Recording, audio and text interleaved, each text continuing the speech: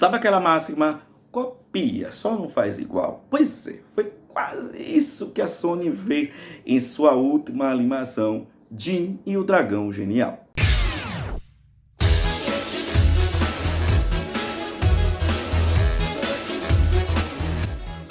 Cá estou eu falando mais uma vez da Sony Animation Studio. Eu já fiz um vídeo falando sobre uma review, falando sobre a família Mitchell e a revolta das máquinas. Vou deixar aqui linkado nos cards e também aqui na descrição do vídeo para quem quiser ver a minha crítica.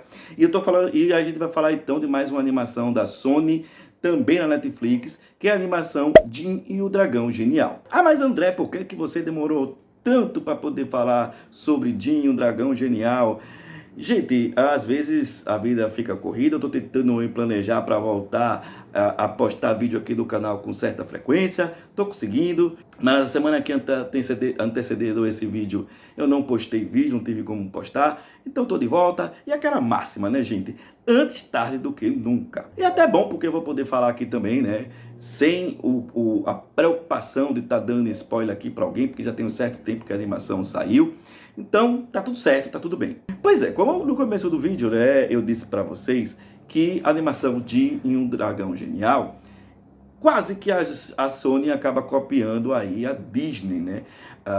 Porque, se você for olhar direitinho, a premissa da animação do Jin é praticamente idêntica do Aladdin. Até o final dos nomes são parecidos, cara. Porque aqui, na animação de Um Dragão Genial, a gente tem um garoto de origem humilde, achando não uma lâmpada, mas uma chaleira que traz um ser mágico, que não é um gênio, mas sim um dragão.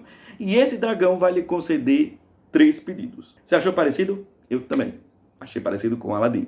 Claro que tem algumas mudanças aqui, mas basicamente nesse início aqui, nessa premissa, a gente tem algumas coisas parecidíssimas com Aladdin. Porque, gente, fica um pouco difícil você não fazer comparações com Aladdin em relação ao Jin e o Dragão Genial.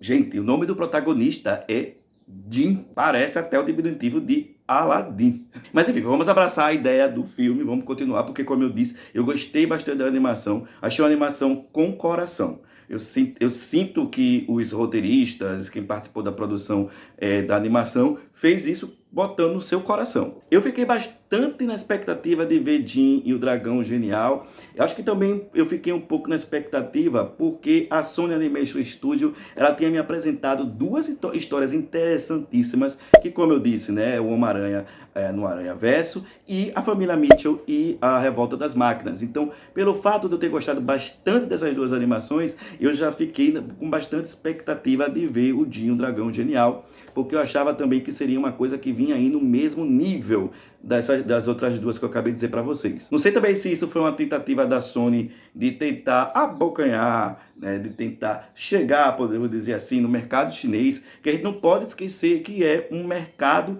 importante para a indústria cinematográfica. Gostei da animação. Não é aquela animação, nossa, eu vou considerar a melhor animação do ano, vou querer rever sempre. Não, mas eu achei um filme divertido, ok. Quando eu tiver sem muita coisa para fazer, eu vou rever, vou me divertir. Porém, a história tem muitos problemas. Se você for analisar a história, você vai encontrar muitos problemas. Um dos problemas do filme é o seguinte: o filme ele tem uma história bem previsível. Você já sabe aonde é que a história vai terminar. Porque o que acontece? O Jin, que é aquele garoto que eu disse para vocês que é de origem humilde, ele está atrás de se reconectar com sua amiga de infância, que é a Lina, que é o que parece aqui agora, acabou virando meio que uma influencial digital, né? Uma personalidade importante aí na mídia digital, e aí o Jin tá querendo encontrar com ela. Eu interpretei que o Jin tinha um crush na Lina, porém a história não deixa isso pré-estabelecido. Então você já sabe que o Jin ele vai conseguir alcançar a sua meta de que é encontrar a Lina. Como a gente estava falando do Jin, vamos falar dele agora então. O Jin foi um personagem que me cativou. Da hora que eu vi, eu consegui me simpatizar com ele, me conectar desde os primeiros momentos que eu acabei vendo ele. Como eu disse, a motivação dele é acabar encontrando a sua amiga de infância, que é a Lina. eu shippei os dois, né? Apesar que isso não ficou bem estabelecido do filme, se realmente ele estava com intenção de encontrar sua amiga ou se ele tinha outras intenções ali, alguma intenção amorosa, que eu acho que se a história fosse mais para frente, a gente ia ver sim os dois tendo um relacionamento. O filme então ele tenta estabelecer aí essa conexão do Jim com a Lina desde o começo do filme. Inclusive eu achei o início do filme um pouco arrastado por conta disso, porque a gente vê, né, essa conexão do Jim com a Lina bem estabelecido no começo do filme, através de flashbacks. Eu achei os flashbacks um pouco longos para mostrar que realmente eles eram muito amigos. Talvez esses flashbacks fossem um pouco menor e acabasse acrescentando outros elementos na história mais para frente. O filme para mim seria perfeito. E esses elementos eu vou falar mais para frente na minha review. Já que a gente está fazendo a comparação aqui de Aladdin, né, com o Jim, aqui no Jim, o Jim ele não consegue sustentar muito tempo a sua mentira aí para Lina, né? Porque o Jim, assim como o Aladdin, ele vai pedir para que o dragão transforme ele numa espécie de príncipe. Nenhum cara que a Lina olha para ele e diz assim, ele é empresário, né? Aí aqui a gente cai na mesma premissa do Aladdin, né? De que o cara pobre, ele vai achar que vai ter uma chance com a menina rica se ele se passar por alguém importante dentro daquela sociedade. Eu passo pano pro Aladdin, eu já falei isso aqui algumas vezes. Eu dou o mérito de que o Aladdin não pediu riquezas para ele, ele não quis usar, né, o gênio, né, em seu benefício próprio, assim também como o Jim. Ele não pediu riqueza em momento nenhum. Porém, a gente vê que o filme ele não traz consequências aqui para as ações dos seus personagens, como por exemplo aqui o Jim ter mentido para a Lina. A gente não vê uma consequência em relação a isso, né?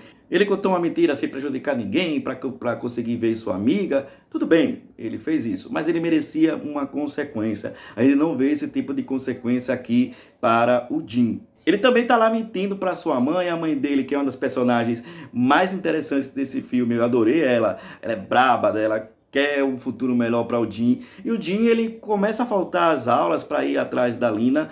E a mãe descobre depois que o Jim está mentindo para ela. E a gente também não vê uma consequência disso, né? Então acho que se eu fosse reclamar também de algumas coisas da história, seria a falta de consequência aqui para as ações dos personagens. Mas vamos falar aqui também de um outro personagem bem interessante na animação, que é o Long, que é o dragão daqui da história do Jim, o dragão genial. Diferente do gênio do Aladdin, já que a gente está fazendo essa comparação aqui, o Long ele vai ter uma história de fundo, né? E eu talvez até acharia um pouco mais interessante se ele fosse o protagonista da história. Você já olha para o visual do Long, ele é um dragão rosa, fofinho. Primeira coisa que você tem vontade de fazer é abraçar ele, que nem o Jim quer fazer, alisar ele para poder ver se realmente ele é fofinho. E a gente vê que o Long ele tinha uma história aí, né, passada, né, onde ele era um imperador em algum lugar da China, e onde ele era aquele cara que só queria ostentar riqueza, só ligava para riqueza,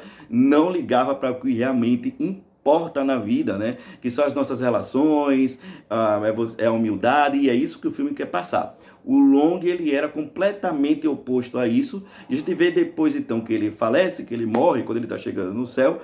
Eu acredito que a figura do que seria o Deus, que é um cara que está trocando lá um banjo, ele vai negar que o Long entre no reino dos céus. E aí, então, é quando o Long, ele é amaldiçoado a se tornar um dragão, até que ele aprenda finalmente aí qual é a verdadeira importância aí da vida. Ou até que ele consiga atingir aí um determinado número de amos, que eu não lembro aqui agora qual é, mas eu vou deixar aqui para que vocês possam ver. E a gente vê que o Long, ele é ranzinza, ele tá pouco interessado ali na história do Jim, ele só quer cumprir ali os seus 3 pedidos, para que ele finalmente possa subir aos céus, sem se importar se ele realmente aprendeu alguma coisa. Mas diferente aqui dos outros personagens, o Long é o único personagem que aparentemente aprendeu alguma coisa. Porque no final da animação a gente vê aqui que o Long ele vai sacrificar sua vida para salvar o seu amigo Jim. Então ele coloca os seus desejos à frente da vida do seu amigo. Então a gente vê que ele consegue aprender alguma coisa no final. E aliás, em falar do Long, né, a gente também tem que falar um pouco sobre o Deus, né? Que aqui é o Deus da pipa. Ele que é representado por um senhor de idade e que acaba aparecendo aí para conduzir o Jin até o Bully, né? Que está o Long, né? Por que eu falei, né? Que a gente tem que falar do Deus da pipa aqui, nesse momento que a gente está falando do Long? Porque a história do Long é conectada à história do Deus, né? O Long acabou se tornando um dragão por conta do Deus que fez aquilo para deixar ele, para punir ele de certa maneira. E passando para um outro problema aqui também da animação, para mim, é o pai da Lina e os vilões. A gente vê aqui que a gente tem como vilão, durante todo o tempo do filme, é um cara lá que ele consegue lutar muito bem Kung Fu. Aliás, eu gostei muito dessas partes aí, pelo menos do Jin, né, ter aprendido Kung Fu, deixa isso mais próximo talvez da cultura chinesa. Eu não sou chinês, então não posso falar, mas eu achei aquele vilão, um vilão com as mãos no bolso o tempo todo, bastante genérico. Os seus ajudantes também não achei nem um pouco carismático, e eu já imaginava que na verdade aqueles caras ali estavam por trás do verdadeiro vilão da história, que é o pai da Lina, mas que no final também ele não acaba sendo o verdadeiro vilãozão da história, porque a gente vê que no final da história, aquele cara com a mão no bolso que luta Kung Fu, ele acaba dando uma despirocada e acaba se tornando o verdadeiro vilão da história. E, aliás, que pai babaca esse pai da Lina, né? Ele é daqueles pais ausentes, né? Eu até entendo que talvez ele tenha se tornado um homem de negócio para tentar dar uma boa condição, né, para ele e para sua filha, mas ele é daqueles homens de negócios que se torna um pai ausente, né? A gente vê até em determinado momento da história que é aniversário da Lina. A Lina, como eu disse, ela é uma digital influencer ali daquele mundo. Várias pessoas estão ali, pessoas que não têm conexão com a Lina, ela se sente sozinha. E naquele momento, talvez a única pessoa que ela queria que estivesse ali com ela era o pai dela, e o pai dela aparece apenas por uma teleconferência, né? Por vídeo chamada. Então já mostra desde o começo quanto ele acabou se tornando um pai ausente, né? Ele acabou fazendo com que os seus negócios deixassem ele frio e distante da sua única família, que é a sua filha, a Lina. Até porque a gente vê que ele está praticamente falindo, e a gente vê também que eu acho que talvez ele queira dar uma boa condição de vida para a filha. Talvez ele pense que isso seja bom para a filha. Então ele manda então aqueles seus capangas nada interessantes atrás do Bully do Jin. E aí a gente vê depois que ele acaba morrendo, aparentemente, e a gente não vê que se ele aprendeu alguma coisa com aquela jornada dele também. Eu acho que talvez se o filme fosse um pouquinho maior, 10 minutinhos a mais, a gente visse aí essas consequências para esses personagens, eles aprendendo algumas coisas com seus erros. Eu acho que faltou explorar um pouco isso. Por isso que eu digo para vocês que a história do Jin e o Dragão Genial, ela é previsível e bem superficial. A gente não tem um aprofundamento na história dos personagens, apesar de, como eu disse, ter gostado bastante da história. Apesar de, como eu disse, ter gostado bastante da animação, dá para se distrair. E a gente vê aqui, né, durante o filme, alguns elementos da cultura ocidental, mas se o filme quisesse ter mais propriedade com relação a isso, né, de representatividade, se aproximar da China, eu acredito que isso deveria ter começado desde a direção da animação. A direção de Wish Dragon, o Jin e o Dragão Genial, ficou a cargo do Chris Appel-Rains. Eu acho que é assim que se pronuncia. E ele não é um cara oriental, né? Ele, como a gente pode ver aí, ele tem tudo mesmo do traço de alguém que é oriental. Na verdade, ele nasceu em Los Angeles, né?